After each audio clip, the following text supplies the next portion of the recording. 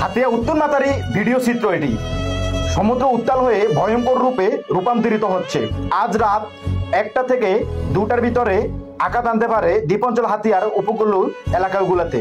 আবহাওয়া অফিস উপকূলীয় এলাকার মানুষগুলোকে নিরাপদ আশ্রয় কেন্দ্রে যাওয়ার জন্য বিনীতভাবে অনুরোধ করা হচ্ছে। আপনাদের পার্শ্ববর্তী এলাকাতে যদি নিরাপদ আশ্রয় কেন্দ্র থেকে থাকে তাহলে অতি দ্রুত আজকে সন্ধ্যা থেকে আপনারা নিরাপদ আশ্রয় কেন্দ্রে অবস্থান করুন, কেননা রাত 1টা থেকে 2টার ভিতরে দ্বীপাঞ্চল হাতিয়ার ভিতরে আঘাত আনতে পারে এই নিম্নচাপটি। ইতিমধ্যে গুড়ি গুড়ি বৃষ্টি ও দমকা হাওয়া হয়ে গেছে আজ সারাদিন। দ্বীপাঞ্চল হাতিয়ার উপকূলীয় এলাকার মানুষগুলো পুকুরের মাছ জলোচ্ছ্বাসের কারণে এবং বাড়িঘর সব তলিয়ে গেছেন। ঢাকা আবহাওয়া অফিস থেকে বলা হয়েছে দ্বীপাঞ্চল হাতিয়ার উপকূলীয় এলাকার মানুষগুলোকে অতি দ্রুত আজকে সন্ধ্যাবেলা আশ্রয়কেন্দ্রে যাওয়ার জন্য আহ্বান করা হচ্ছেন।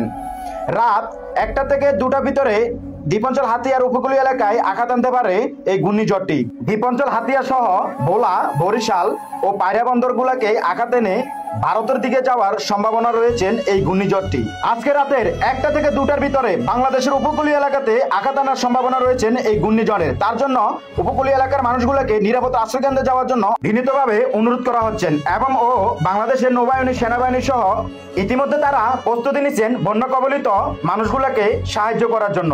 ঝুঁকিপূর্ণ এলাকা নোয়াখালী দ্বীপাঞ্চল হাতিয়া, তার জন্য বারবার বলা হচ্ছে নদীর তীরে উপকূলীয় এলাকার মানুষগুলোকে আশ্রয়কেন্দ্রে যাওয়ার জন্য বিনীতভাবে অনুরোধ করা হচ্ছে। আবারও এই ভিডিওটা আপনি পাওয়ার সাথে সাথে আপনার আত্মীয় স্বজন যারা আছে সবার কাছে অতি দ্রুত বেশি বেশি করে শেয়ার করে দেন। তো আমি রিপন দুষ্টু মিডিয়া প্রতিদিনের মতো নিত্য নতুন আপনাদের জন্য ভিডিও নিয়ে আসবো দ্বীপাঞ্চল হাতিয়ার ইনশাআল্লাহ।